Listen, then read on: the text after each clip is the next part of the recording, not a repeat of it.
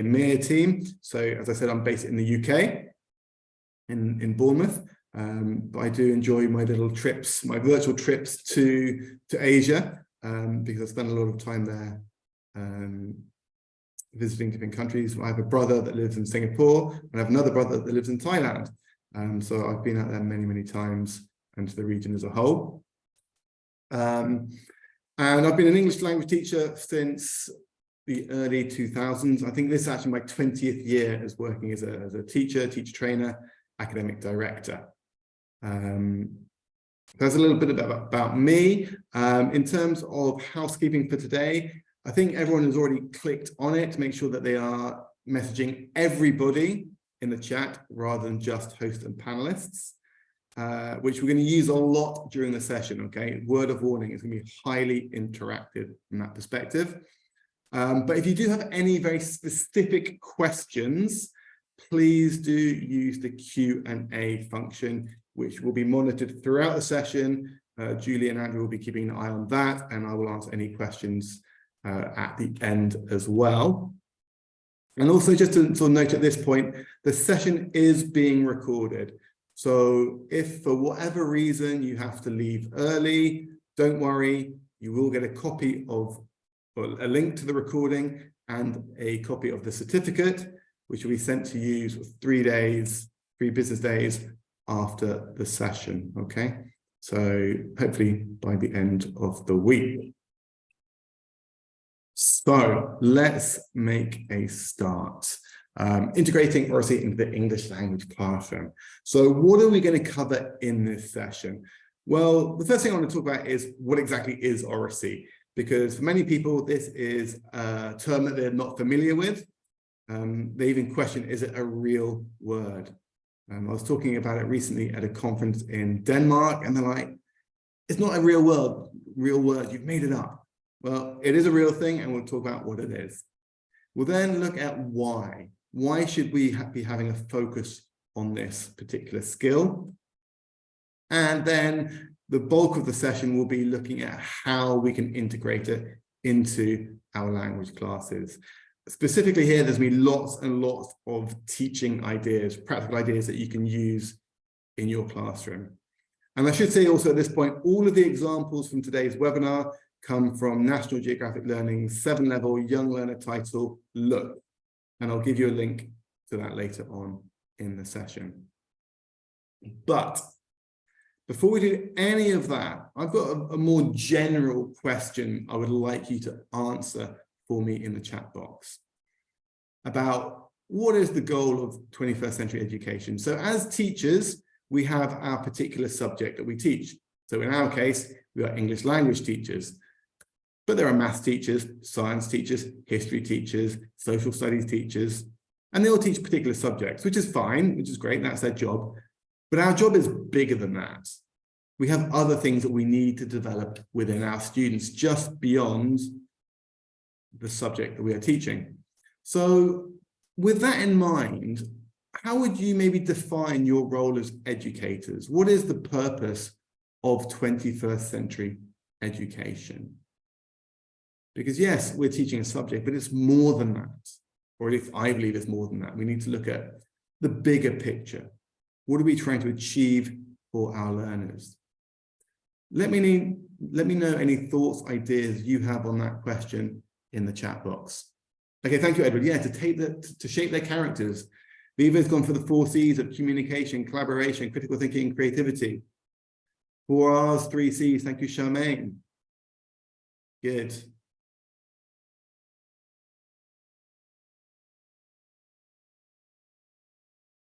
In a holistic way. Perfect. Rigoberto. To prepare them for the future. Thank you, Belen. Absolutely. To guide the students. Good. Romel. Any other thoughts or suggestions?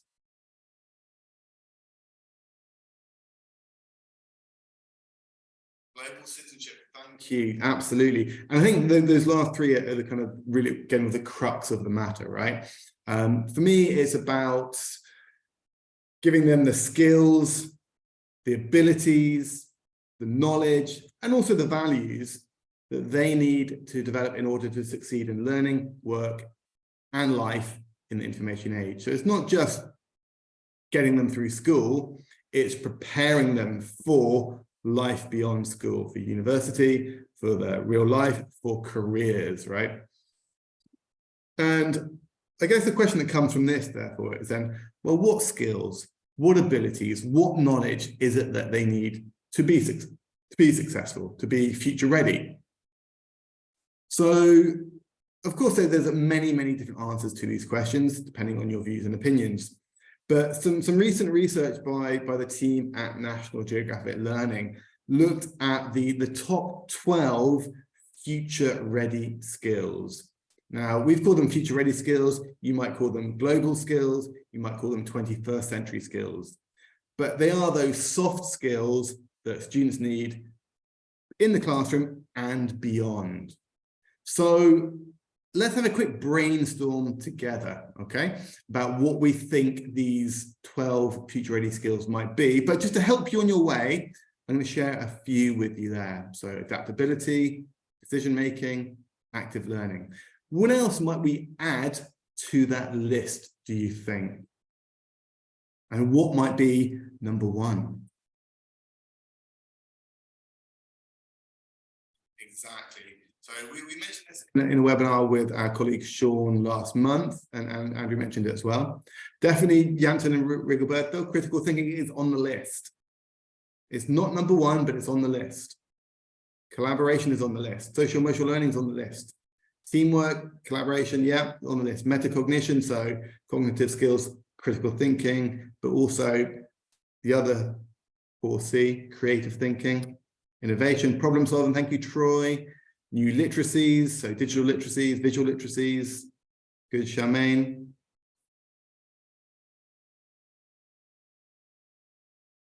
Global and cultural awareness. I think it's more about knowledge than a skill, but it might be in there, maybe intercultural skills. Sanity or survival, thank you, Victor. Social awareness. Okay, we're doing well, we're doing really well. We haven't got all of them, but we've got a lot of them. Resilience, definitely, Gianni, like that one. So at number 11, we had leadership skills. We've got time, self-management. We have the digital literacy, problem solving, a lot of you mentioned. The social and emotional aspect there, and number 6. Number 5, surprisingly quite low down in that list, is critical thinking. For me, I thought that might be higher up. Number 4, we've all mentioned it, collaboration. Number 3, we've got adaptability. Number 2, only a couple of you mentioned it, was creativity. And number 1, surprise, is communication skills. And the reason why I've shown this slide again from previous webinars that you guys might have seen is because it really highlights the fact that communication skills are so important. And there is a direct link between communication skills and Oracy. And therefore, it's highlighting how important it is for us to integrate Oracy tasks, Oracy skills development within our classrooms. And, you know, in our case, that's our English language classroom, but all classrooms. It is a vital skill for our students. But what exactly is Oracy? Well, before I give you an answer to that question, I'm just going to launch a quick poll, just to see how many of you are maybe familiar with the term. So on the poll, just let me know if you're familiar with the term, yes or no.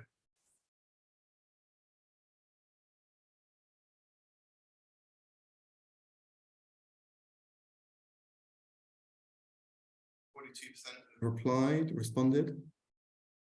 I'll give you another 10 seconds to click your response.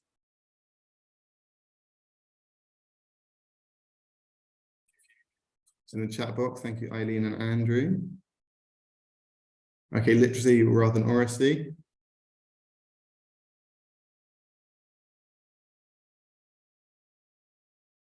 Okay, we've got about 66% there. I'm going to end the poll, and it's actually, you know, it's pretty even Stevens there, sort of a 50-50 split.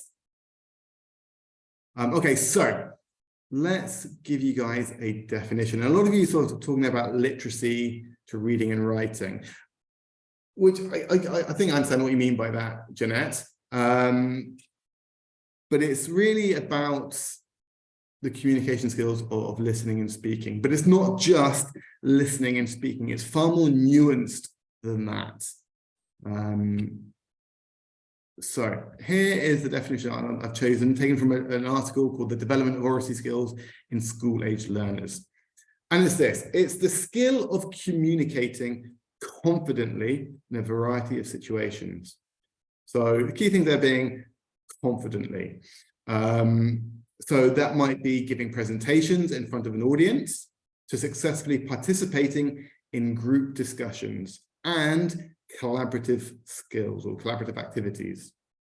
It's also, importantly, the skill of listening actively, reading group dynamics, facilitating shared decision-making.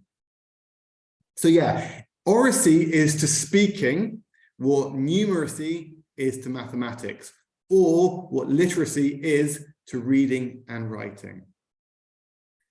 And in short, it's nothing more than being able to express yourself well. It's about having the vocabulary to say what you want to say, the ability to structure your thoughts that they make sense to others. Okay, so it refers to those skills surrounding effective communication. It goes beyond the language. You know, people with good or strong oracy skills are good at persuading others. They listen actively. They're successful facilitators, successful collaborators, and they are confident public speakers who connect with their audience.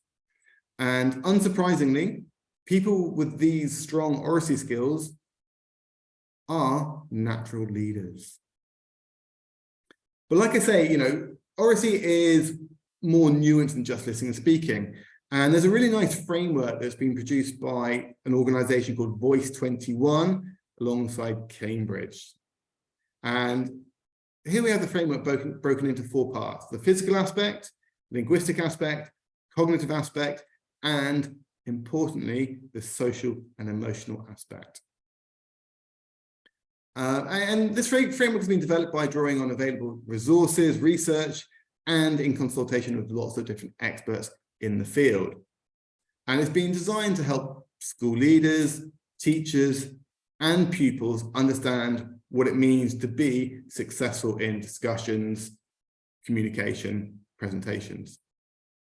So in terms of physical, it's things like voice and body language, being fluent, clarity of pronunciation, voice projection, making sure that people can hear you. But it's equally about posture and gesture, facial expressions, eye contact. And what I would say, this is obviously very different when you're live in a room with people or indeed online. But nonetheless, we can still make eye contact of sorts through Zoom, as well as the impact of voice as well. From a linguistic perspective, it's looking at vocab, grammar, rhetorical or language and rhetorical techniques. Cognitively, the focus here is on content, on structure, clarifying and summarizing, giving reasons. In other words, making your message clear, giving evidence, supporting ideas, making sure people in the room are following you. And then we have the social and emotional aspect, which I think, like I said earlier, is really, really important part of it. It's about working together with others effectively, managing interactions, turn-taking, making sure everybody's involved, making sure things are inclusive. But it's not just speaking, it's that listening aspect as well. It's responding, you know, asking questions, making sure that you're involved in the process. And it's that confidence in speaking, self-assurance, liveliness, flair. And also being aware of the audience and what they know and their level of understanding. Okay, but like I said, you can find out more about that by typing in Voice 21 or going to the website at the bottom of the slide there. Okay, so if that's what Oracy is, why then should we be including it in our English language classrooms, as well as all classrooms? What are the benefits? Well, again, there's a lot of research being done into this. And I'm just going to share a quote with you taken from an organization called the English Speaking Union. And they say this: they say that the benefits of Oracy go far beyond academic achievement and employability. But those are obviously two important features, right? We want our students to be more successful academically and more employable. So clearly, we should be teaching Oracy. But they also boost a whole range of social, emotional, and interpersonal skills, which are hugely important, including self-confidence, self-awareness, resilience, and empathy. It's also been shown to enhance our sense of happiness and well-being. So clearly, Oracy skills development works on a number of different levels, from an academic perspective to a more holistic aspect as well. And there are very close links between another big trend at the moment of social emotional learning and Oracy and the kind of activities that we are doing in the classroom. But equally, there are also very strong links between the common European framework of reference, which many language syllabuses are based upon. There are clear connections there. So if we kind of break it down, we have those three areas of Oracy: discussions, collaborative tasks, and presentations. And if we were looked in the CFR for equivalent descriptors, they are there in abundance. So for example, with discussions, we look under social interaction, there's talk about conversation, informal discussion, turn taking. These all have descriptors in the CEFR. With collaborative tasks, you've got spoken interaction, so goal-orientated cooperation, turn taking again, mediation, facilitating collaborative interaction. So again, clear goals between language learning, curriculum or syllabi, and Oracy. And equally with presentations as well, there's that clear link, specifically with the spoken production descriptors. So here we've got sustained monologues and addressing audiences as well. So the point I'm trying to make here is that as language teachers, for our language learners, there is a clear crossover as a skill that should be used in English as well as in their own languages. So that's a very brief what and why of Oracy. What I want to spend the majority of the time on is how we can integrate it into our language classes. And the simple answer is we can integrate it everywhere. But there are three things that underpin successful Oracy activities. And the first one is content. I'm going to show you slides taken from Look, and I just want you to look at them and enjoy them and think about how they make you feel, what emotions run through your mind, run through your body as you're looking at them, okay? So here we go. Don't write anything until I ask you to.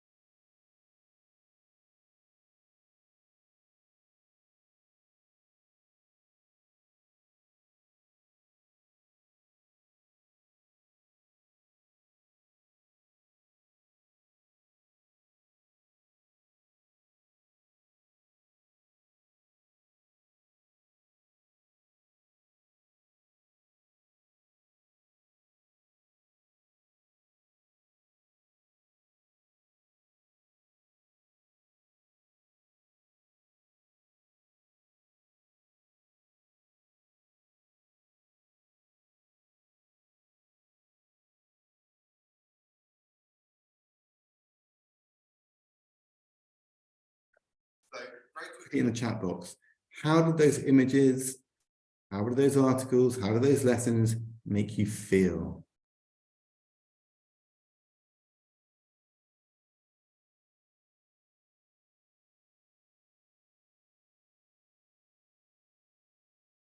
Makes you curious, maybe peaceful, excited.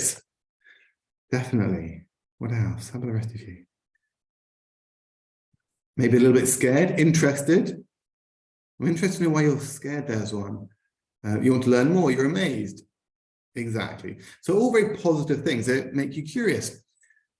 And the point I want to make here is that these kind of content, it draws you in. But more than that, they make you want to talk about it and learn more about it. So real world content like this is a great springboard for Oracy development because it makes learners curious. It gives them something real and meaningful to talk about. And that in turn leads to memorable and exciting educational experiences. Tell me in the chat box, do you want your classes to be exciting educational experiences? Exactly. Yes, exactly. So if we want our students to be speaking in class, interacting, discussing, they need to have content that is interesting, that is stimulating for them to want to explore and to talk about. Absolutely, without question. So for me, that content underpins, or is one of the sort of underpinning features of successful Oracy. But on its own, maybe it's not enough. We need to ensure that we are creating an environment in the classroom where our students feel that they can share their thoughts, their ideas, and express themselves. Peter, the course book is, all of these examples come from Look, and I'll share the link to it later on, okay? So yeah, we need to create that safe environment where they are happy to talk and express themselves and their opinions and ideas. And to do that successfully, we need to have ground rules for any kind of Oracy activity, okay? Now, it might well be you already have classroom rules that are aimed to encourage participation in the class, okay? So just in the chat box again, what kind of ground rules could you have or do you have already in your classes, which are essentially there to encourage interaction, to encourage speaking and listening to each other, and essentially good Oracy skills? Let me know in the chat box, what kind of things do you have that essentially aiming to help create that safe, secure, positive learning environment?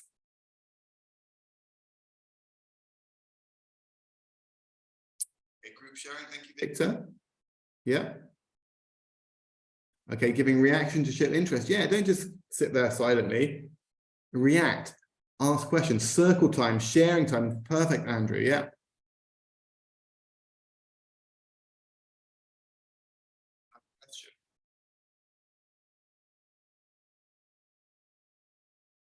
Brainstorming, I mean, that as an activity, yes, but it's about the rules of engagement when you're doing brainstorming.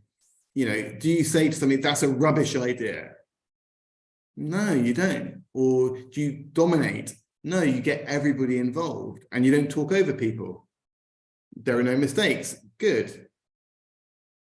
Students and teachers, so maybe some peer teaching. So that's more of an activity.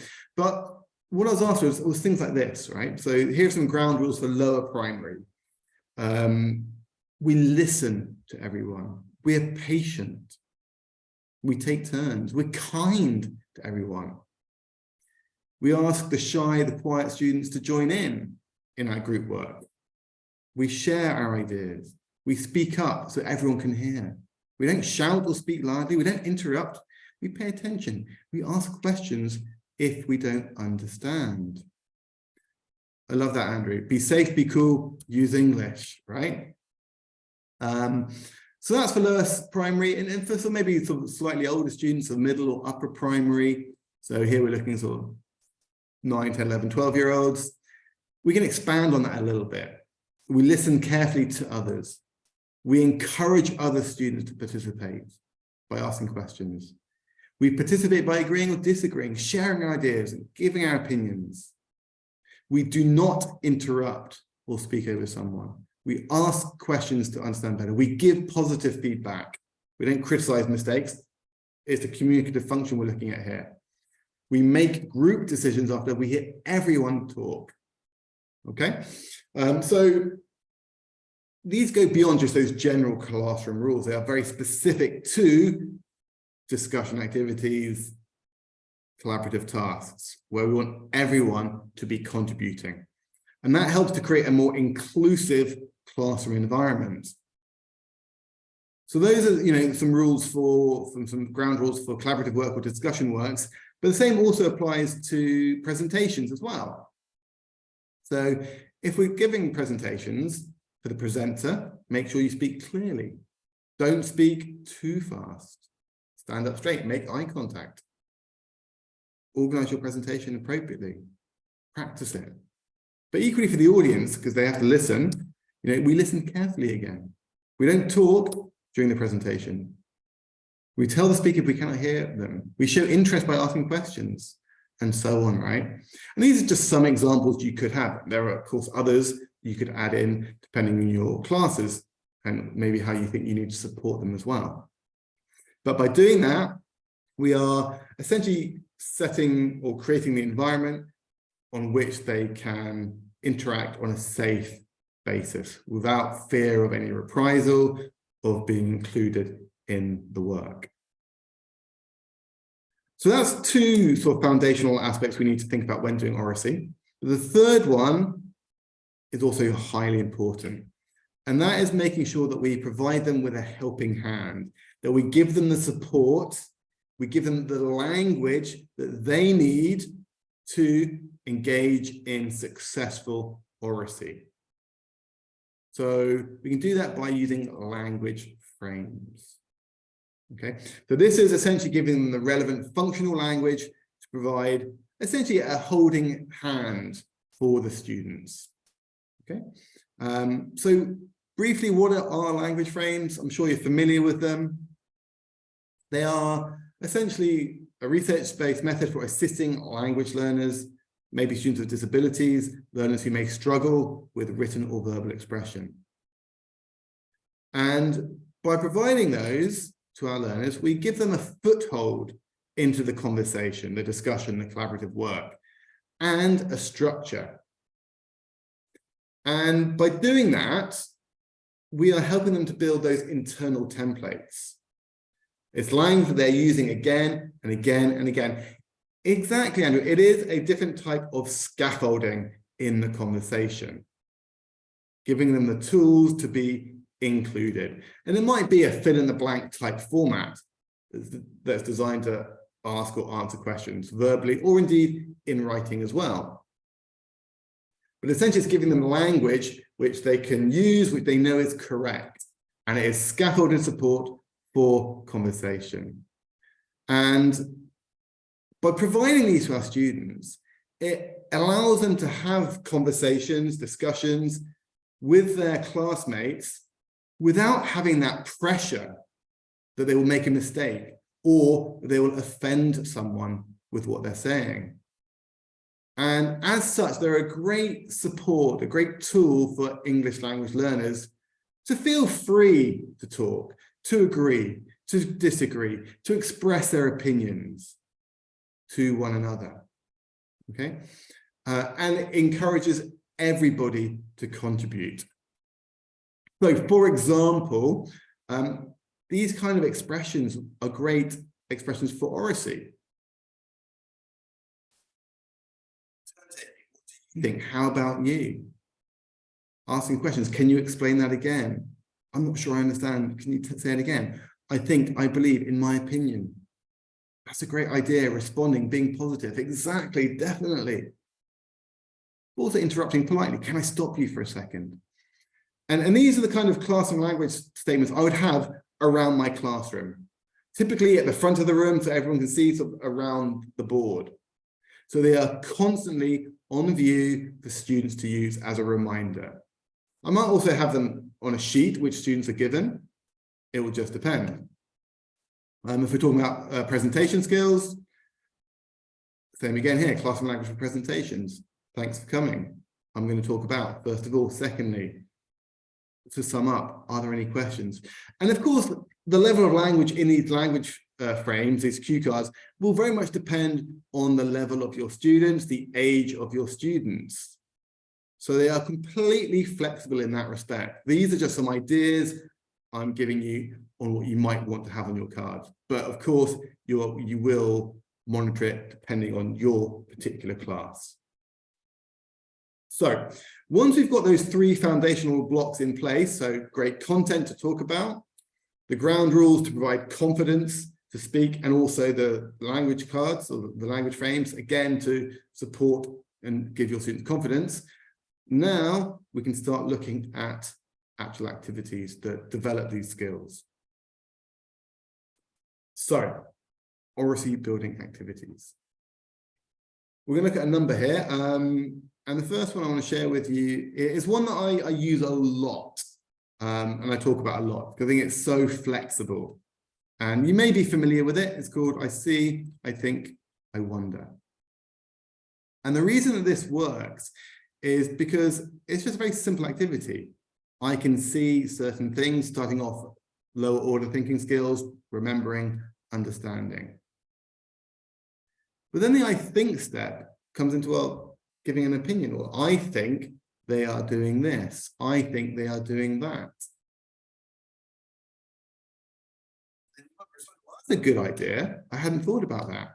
Or what do you think is happening in this picture?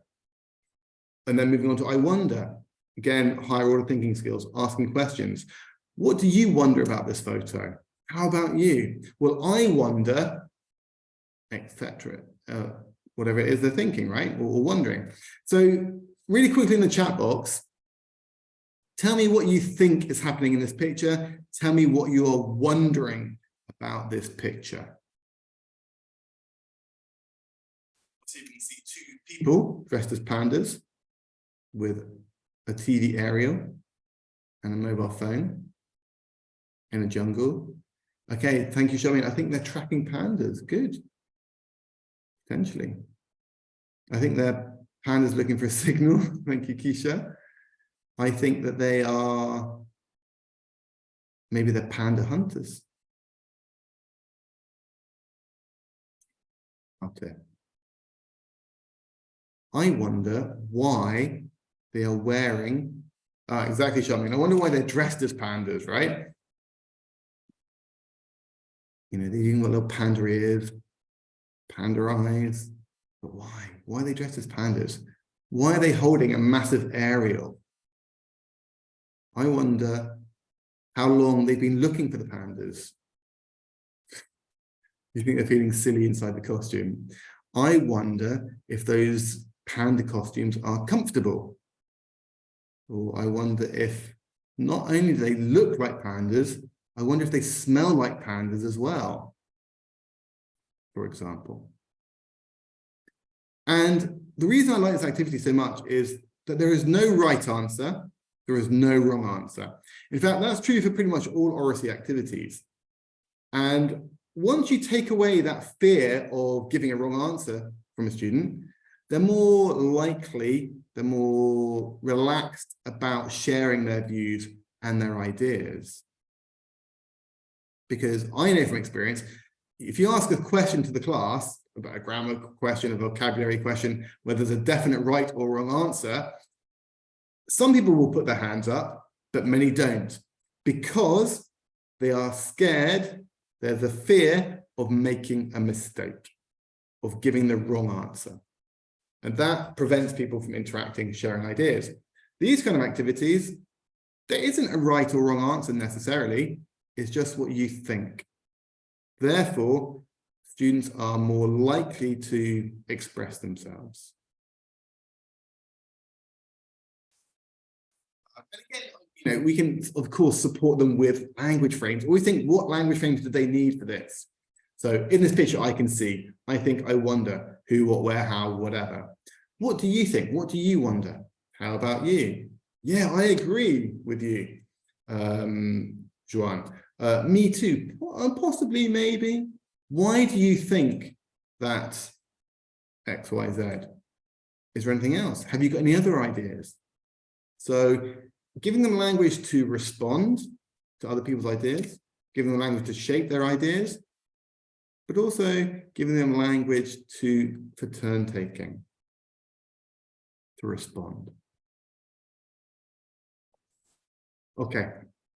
We're going to start off by looking at a couple of activities with pictures there. So that's one really nice activity you can do. Another one is about personal viewing of an image. Because images are wonderful things because everybody can understand an image. Everyone interprets an image in their own way, which may or may not be the same as the person next to them. It creates an emotion, a feeling, a reaction that is independent to that person. So it's questions like this. How does this photo make you feel and why? Does it remind you of anything? Do you think it's positive or negative? And if you want to, for the high level students, what do you think the story of the picture might be? And again, we're providing language frames. How about you? This photo makes me feel X, Y, Z because it reminds me of this. I think, for me, in my opinion, what do you think? So using the sentence frame, the language frame, this photo makes me feel, tell me in the chat box, how does this photo make you feel and why? So for example, for me, this photo makes me feel very calm. And the reason for that is because of the colors. That orangey, dusky color, I think it's quite relaxing. But also the shapes of the cloud. There's kind of, I guess they're like bubbles, aren't they, almost? I think that's quite calming. How about you? Tell me in the chat box, how does this photo make you feel? Okay, Jocelyn also makes you feel relaxed as well, but maybe for different reasons it makes me feel. I feel peaceful because of the colors in the cloud. Thank you, Juan. Calming. Thank you, Jen. So this photo makes me feel calm. Because X, Y, Z, right? And of course, these are follow-up tasks to maybe any specific vocab you might have taught as well. I feel like going to a place like this because it's vacation time. Perfect. It makes me smile. It makes me relax. Thank you, Sanya. Okay, you're getting the idea here. However, there has been research that tells us that when you ask questions to students, they are less likely to express themselves in any depth, and certainly for not a long time. So the research tells us that actually, when we give students statements,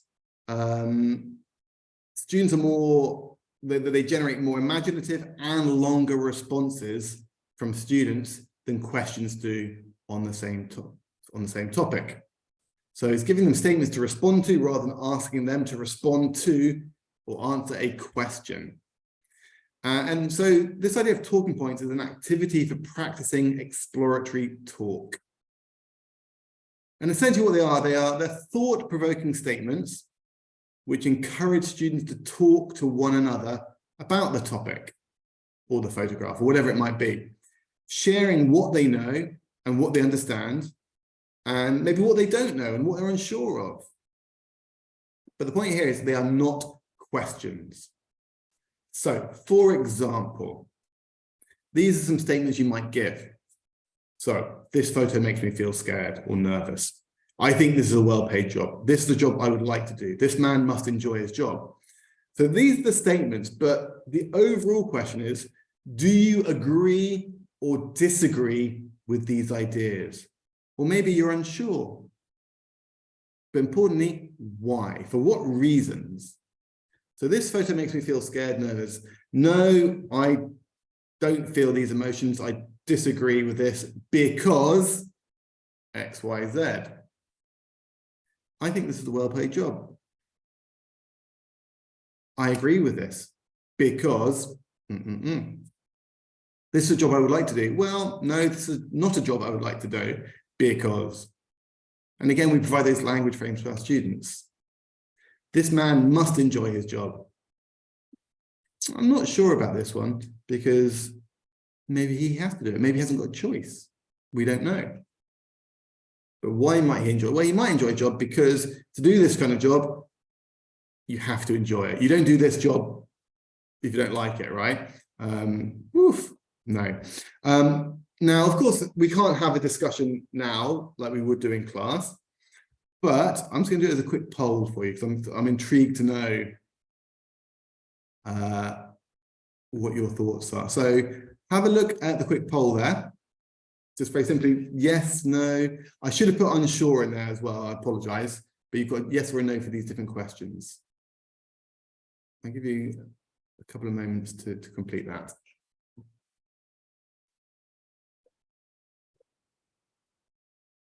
And if you are saying no to this photo makes me feel scared or nervous, how does this photo make you feel and why? Why do you disagree with that statement?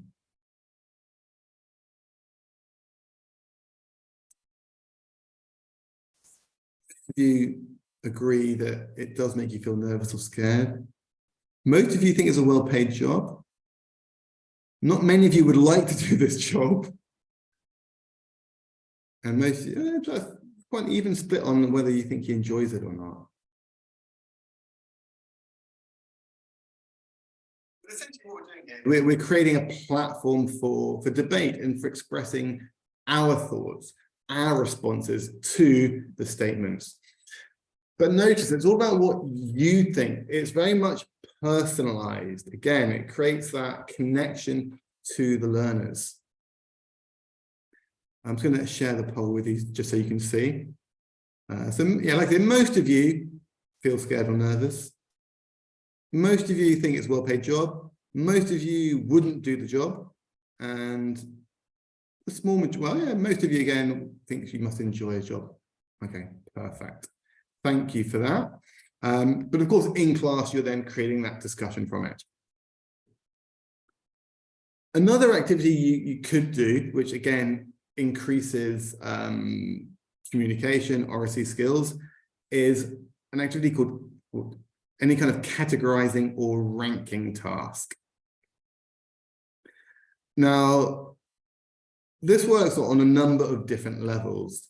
First of all, it's getting students to reflect for themselves. So there's kind of critical thinking involved in there. So for example, here we've got a lesson all about jobs, different jobs.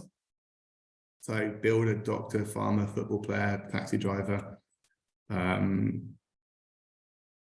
So I would get my students in this case, once we've taught the words, I'd get them to list the jobs in order that they would most like to do to least like to do.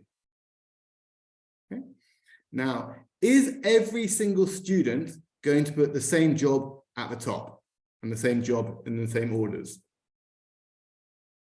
Of course not. They all have different ideas, different views, different opinions.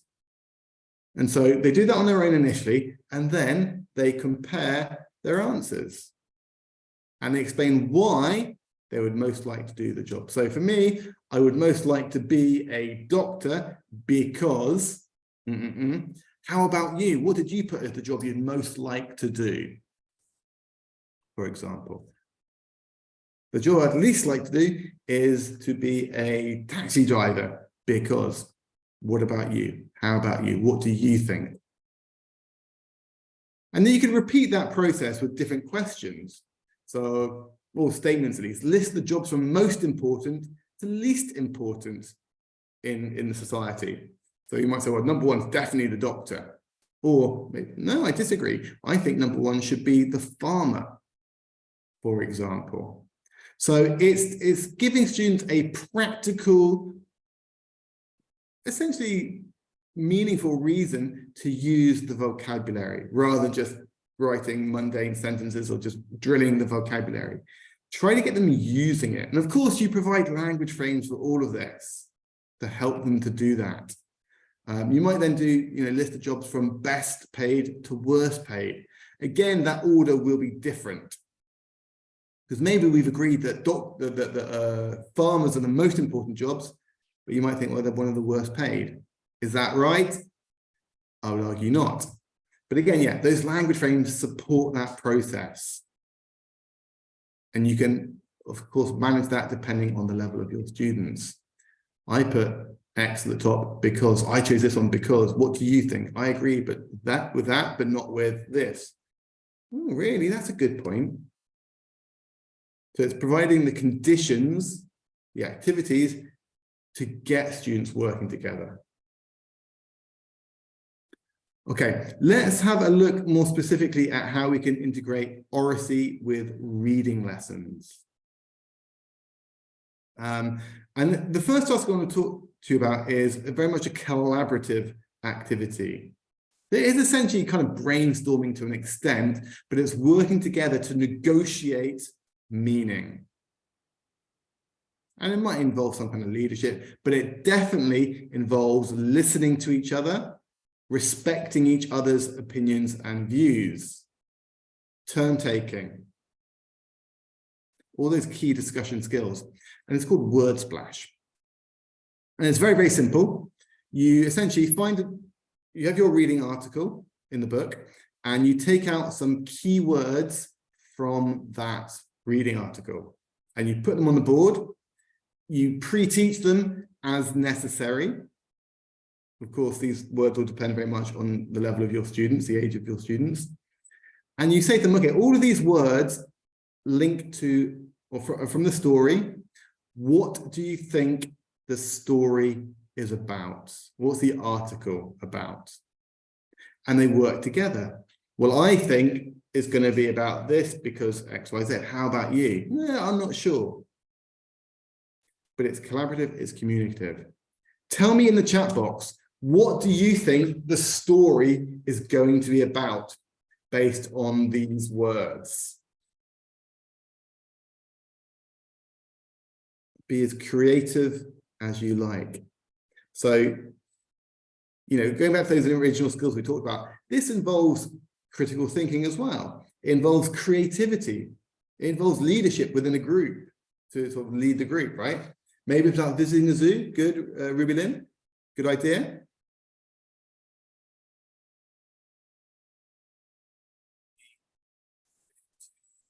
See their favorite animal in the zoo, which is zebras. Maybe it's safety on the street, city life, educational place, involve traffic rules. Thank you, Juan.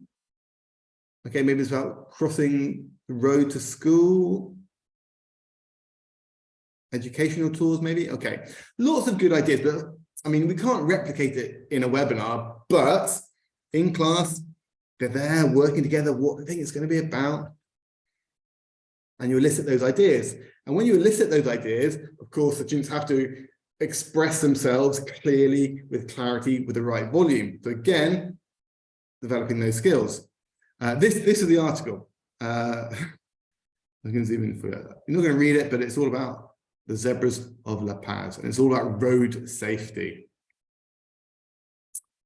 Okay, so that's one idea. Another one, which I'm sure you've all used before, but which is essentially an Oracy task, is the KWL activity, which essentially is a way of getting students to activate knowledge about an article or a topic and to ask questions, but it's about sharing those ideas with each other and sharing that knowledge with each other. So for those who maybe don't know, the K stands for what do I know about the topics, in this case, life in space. I know there's no gravity, for example. What do I want to know? Well, I want to know X, Y, Z, and at the end, what did I learn? But again, here we've almost got those sentence frames, those language frames in place already. I know that, I think that, I read that. Equally, I want to know how, I want to know when, I want to know what, I want to know who, I'd like to know, and so forth. And they share their ideas because they're going to have different reasons, they can have different knowledge. So if I'm talking about life in space, well, I know that in space, they have to eat this kind of food. And you might say, oh, that's good. Yeah. I know that in space, they have to do this, this, and this. I would like to know about how if they have Wi-Fi in space. but you might want to know something else. So it's sharing those ideas. But those are kind of pre-reading discussion tasks, but equally we can look at post-reading discussion tasks as well. And we have to remember that reading should not just be about answering comprehension questions. Absolutely not. It's trying to make it as real life as possible. And when we read an article in real life, when we watch a video in real life that we like, that we enjoy, that we find interesting, what do we do with that information? Let's say you read a really interesting article this morning, watched a great YouTube clip. What are you going to do with that information?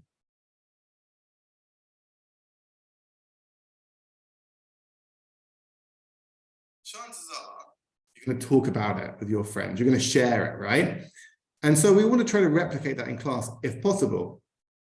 So we have this idea of a 3-2-1 activity.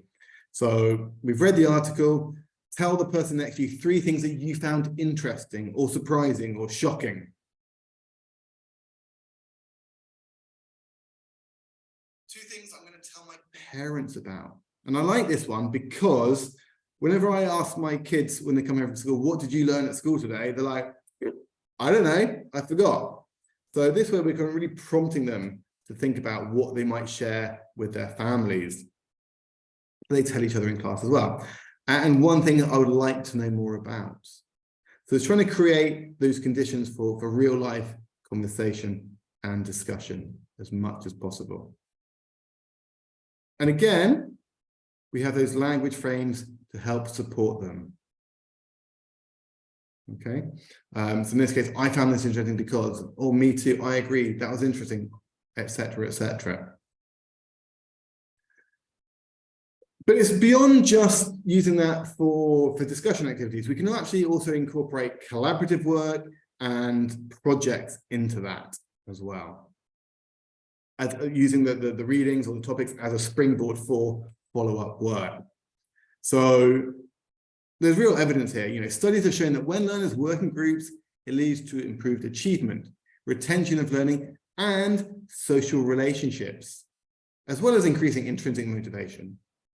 It can lessen the stress of contributing in a whole class situation and giving more time for learners to work at their own pace. So lots of elements of Oracy are involved in any kind of collaborative work. So let's say we've got a unit all about festivals, and you've done a reading about festivals. How can we follow that up? Well, we create a mini project. Create your own festival. What's its name? What's it celebrating? Is there a special food, costume, music? Design a poster. So again, it's working together, using the appropriate language, listening to other people's ideas, responding to those ideas. Maybe you don't want to create your own one, that's fine. Make a poster of a festival from your country and present it. Or indeed, find out about a festival in another country and create a presentation on it. You know, there are so many benefits of project work. And obviously, when you do a project, the final aspect of that project is presenting it to the class. And that, of course, links directly to that final Oracy skill of giving presentations.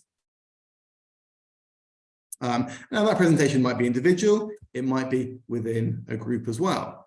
So here we've got a group project about choosing a place you all agree should be protected. Prepare a presentation about that place. The final goal is a presentation, but the process to get there is collaborative as well. So again, we're working together. What do you think? That's a great idea. I agree, disagree. I'm not sure about that. What if, etc., etc. But like I say, that kind of leads to that final goal or that final aspect of Oracy, which is presentation skills. And there's a great quote from Chris Anderson, who is the head of TED Talks. And he describes presentation skills as the 21st century superpower. So, you know, you've got all these superheroes, Superman, Spider-Man, whatever. Their superpowers are not important. Presentation skills are the #1 21st century superpower. But why? Why do you think he considers them to be a superpower? Let me know in the chat box. Why is presentation skills so important, according to Chris Anderson? And bear in mind, he's the head of TED Talks. Of course, he would say this. Okay, it creates a shared experience, nice, Charmaine. It allows you to communicate in the wider world. Good, Sanya. It's relevant to our daily lives, absolutely. I mean, it's so important because in life, you have to give presentations at university, in jobs. It's so important. But they're important because you can change opinion. You can catch people's attentions. It shows the power of persuasion, exactly, Gina. And he goes on to say that it is the most impactful way to share who you are and what you care about. If you can learn to do it, your self-confidence will flourish. So yes, Kittapong, it's about expressing what you understand to tell people in any form to help and to inspire. But do your students like giving presentations? From my experience, generally not so much. So we need to sort of encourage them from an early age in as simple a way as possible, because ultimately it is something they will have to do. I, for my job, give presentations. But if you'd said to a 20-year-old Alex still at university, would I be doing this? I would laugh at you. The 10-year-old Alex, I'd have laughed at you. It was not something I was comfortable with at all because I hadn't had any kind of Oracy development at that time. But we need to incorporate it. And there are many ways in which we can do that. The simple one, which my children do every week, they just do a very simple show and tell. They bring an object in from home and they tell their class about it. They stand up and they speak in front of the class. It might only be 10 seconds, 20 seconds, 30 seconds, but it's getting them confident to stand up in front of a class and to project their voice to other people. Hopefully instilling some eye contact as well. But certainly that voice projection is important. So that's, with a sort of a very concrete object. But you could also do it with abstract ideas as well. So an activity I did with my students is called Be the Expert, where every week a different student talks about their favorite thing. So, for example, they might talk about their favorite football team, their favorite singer, their favorite TV show, their favorite game, their favorite place to visit. It doesn't matter, but they are the expert on it. And if they're the expert on it, if they like talking about it, they're more likely to be able to express themselves. Equally, though, there might be those really, really shy students who don't know what to say. They're scared of talking in front of others. You could just do a recital. So it might be a short article from the book, reading out loud, essentially. And actually, we talk a lot about reading out loud in classes, but there's a reason for that, because it helps them to project their voice, to be clear, to have fluency. So the point I'm trying to make here is giving presentations should not necessarily be a big, scary thing to do, where they stand up in front of the class and present a whole thing. It could be as simple as a show and tell. It could be recitals. It could be talking about something that they're an expert in. And as Andrew points out, presentations don't have to be in front of the whole class. It could be within a small group. It could just be with the person next to you. And then you do rotating presentations. So you do it multiple times to lots of different people. And that's good because the more times you do something, the better you get, the more confident you become. So the time that you do it the 5th time, you are really good at doing it.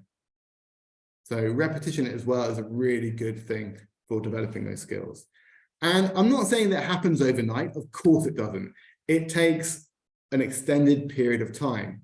But if we can start drip feeding this stuff into our classes from a young age for our students, by the time they get to senior schools, college, university, they should, hopefully, have the skills, the confidence to do it. So my time is up. Let's just sum up really quickly what we've done. We should develop our students' Oracy skills by using high interest content that they want to talk about. Remember, set those ground rules so they feel safe and secure.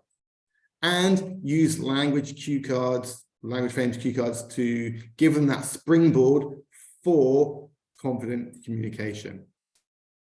And wherever possible, try to integrate opportunities for discussion, collaboration, and Oracy in all classes, not just speaking classes, reading classes, vocab classes, grammar classes.